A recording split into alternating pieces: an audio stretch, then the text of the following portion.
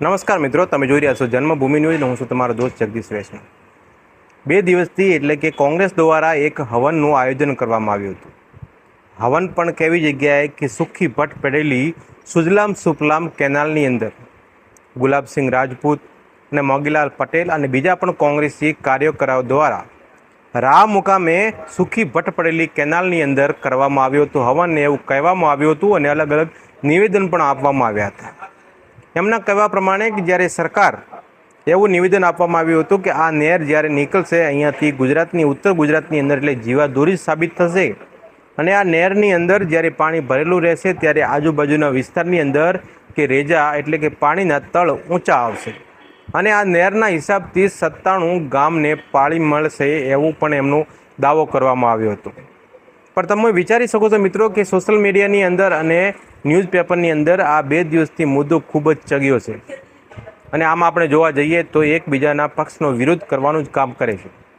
પરંતુ ખરેખર સત્ય હકીકત છે કે ગુલાબસિંહે દ્વારા એમ પણ કહેવામાં આવ્યું હતું કે આ નહેર જ્યારે કરવામાં આવી હતી, નહેર ખોદવામાં આવી હતી ત્યારે એમ કહેવામાં આવ્યું હતું કે 97 ગામને પાણી મળશે. પરંતુ તમે વિચારી શકો છો કે આ માત્ર ને માત્ર નહેર EVM બટનથી ચાલે છે. એ ખરેખર એમને કટાક્ષ કેટલો સાચો છે તમને પણ ખબર હશે કે જ્યારે આપણા ઉત્તર ગુજરાતની અંદર ચૂંટણીઓ આવે છે, નગરપાલિકાની હોય કે પંચાયતની હોય, ધારાસભ્યની હોય કે પછી વિધાનસભાની હોય, ત્યારે જ આ નહેરની અંદર પાણી EVM બટન દબાવો એટલે પાણી ચાલુ થાય એવું કદાચ છે કે જ્યારે ચૂંટણીઓ આવે છે ત્યારે આ રાની અને ઉત્તર ગુજરાતની આ કાચી એટલે કે સુજલામ સુફલામ નહેરની અંદર પાણી આવ્યું છે. એમનું પણ કહેવું ખરેખર વ્યાજબી છે. તમે પણ જોયું હશે કે અત્યારે ચોમાસાની અંદર પણ નહેર સૂકી ભટ્ટ છે અને ઉનાળાની અંદર પણ સૂકી ભટ્ટ જ રહેશે. પરંતુ જ્યારે ગુજરાતની અંદર કે જ્યારે દેશની અંદર જ્યારે ભાજપની ચૂંટણી હોય છે ત્યારે આ કેનાલની અંદર પાણી છોડવામાં આવે છે. એટલે એમનું પણ નિવેદન આવ્યું હતું સામે. લોકો પણ એમના સાથે હા પણ મિલાવી હતી. ખરેખર વાત સાચી છે કે EVMના બટન દબાવો ત્યારે આ નહેરની અંદર પાણી આવે છે. તો શું કદાચ એનો કનેક્શન EVM સાથે તો નથી?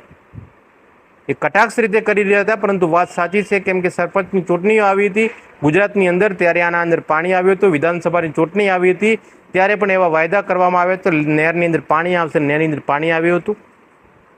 પણ જ્યારે આ નહેર બનાવવામાં આવી ત્યારે નરેન્દ્ર મોદી મુખ્યમંત્રી હતા ગુજરાતની અંદર ને એમને ગુજરાતની જીવાદોરી એટલે કે નર્મદાની મુખ્ય કેનાલની અંદરથી આ સુજલામ સુફલામ યોજના હેઠળ એક કાચી કેનાલ કાઢવામાં આવી હતી અને ઉત્તર ગુજરાતમાં પાણીની વિકટ સમસ્યાને લીધે કે કદાચ આ નહેરની અંદર પાણી આવે અને રેજાના એટલે કે આપણે તળ ઊંચા પાણીના તળ ઊંચા આવે એના હિસાબથી આ નહેર કાઢવામાં આવી હતી. પરંતુ ભર ઉનાળે હોય કે ભર શિયાળે હોય કે પછી ભર ચોમાસે હોય, માત્ર ને માત્ર ચોખ્ખી ભટ્ટ છે.